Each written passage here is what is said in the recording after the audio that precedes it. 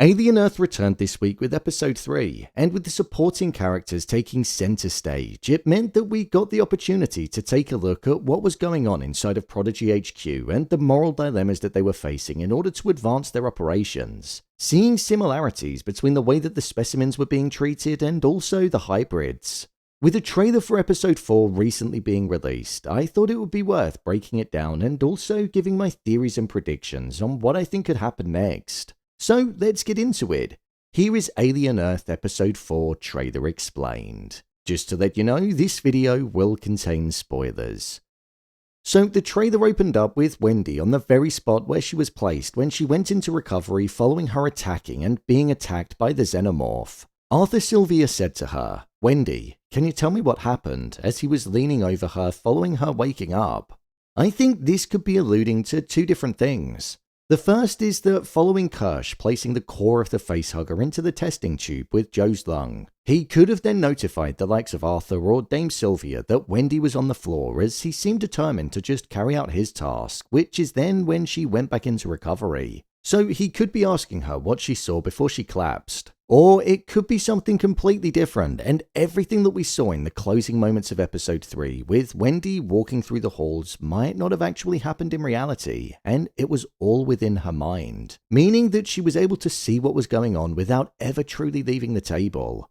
When you think about it, Kirsh never noticed her, the Lost Boys never noticed her, Dame Sylvia didn't even notice her getting up off the table. Surely, Wendy, a hybrid that had been severely damaged where the recovery status and time was unknown, if she had have just got up and walked around, she would have garnered some attention for sure. So whilst it was almost like a state of dreaming, she was able to transfer her consciousness around without ever truly needing to leave the table. It was said that she's more powerful and advanced than the other hybrids in the first episode, so this could be a sign of that, and it could prove to be advantageous for her moving forward. So maybe Arthur was just digging into what actually happened.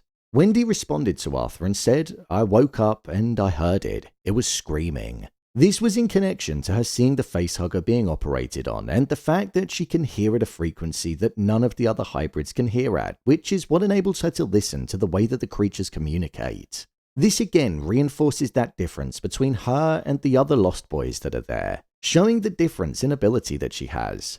The episode is titled Observation, and I think Wendy along with Nibs are going to be the main observations that we end up seeing, because those two really do stand out for completely different reasons when compared to the other Lost Boys. The next part of the trailer was then with Mr. Morrow, and he said the line, "I need your help. Get something and bring it to me. An egg." Judging by the previous episode and who it cut to, it was Slightly that he was speaking with. Slightly was the next person that it cut to in the trailer, and it seemed like he was concerned over how to feel and if he should go through with it or not. At first, I did wonder why it was that Slightly agreed to be his friend, especially after him threatening him when they were at the ship. But then I remembered, it's easy to forget that these are children's minds inside of adult bodies, and with the complete 180 in tone that Mr. Morrow did when he communicated with him in the previous episode, it showed just how easily Slightly was to manipulate and to make you feel sorry for him because he was just a child and he hadn't gone through any life experiences, nor was he a good judge of character. So it seems like Slightly is going to go against the likes of Kirsh and Kavalier, whilst Mr. Morrow essentially becomes his puppet master and exploits him.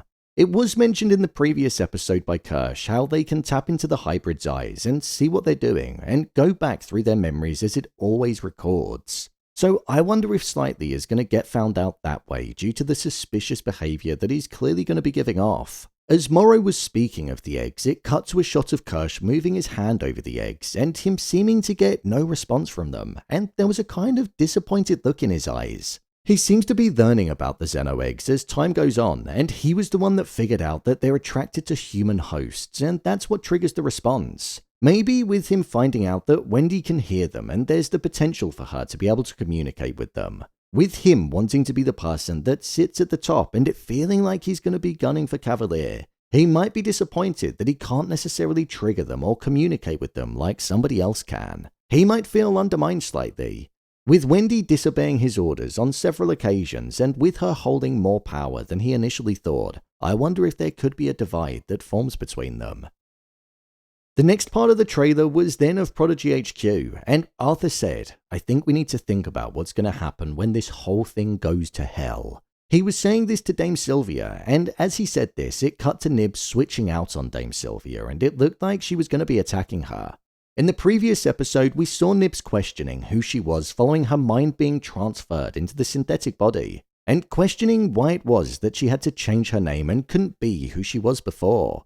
There was a focus on her looking at Species 64, which was the eye that attacked her that was now in the jar. And she also pressed her own synthetic eye during the ending, which made her realize that she was no longer truly human, but she just mirrored one, ultimately making her feel more machine than human.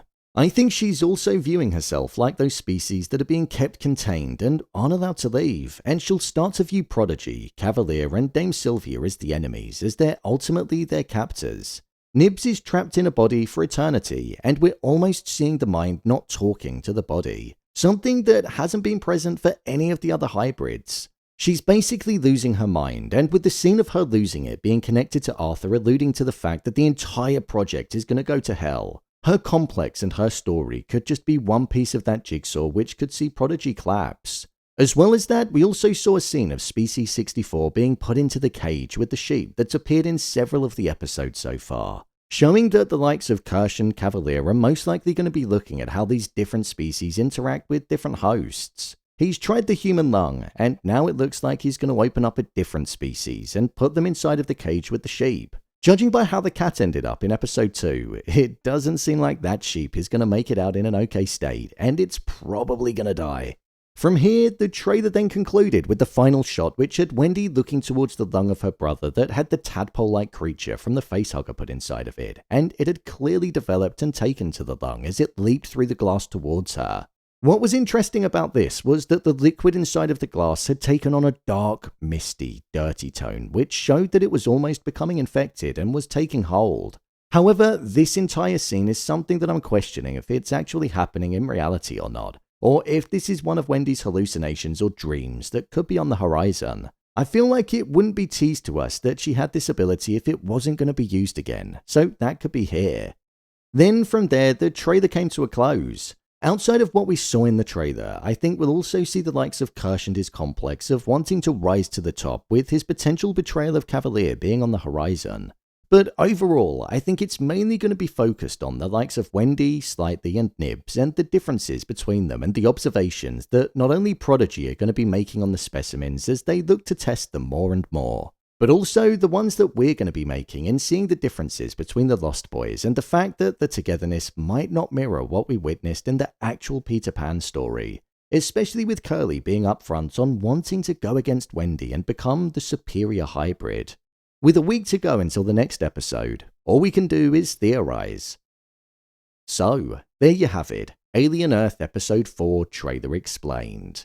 If you want to see every episode of Alien Earth being broken down, then check the playlist below. I'm covering it every week. What do you think will happen next? Share your thoughts in the comments. As always, thanks for tuning into the video, and I'll see you in the next one.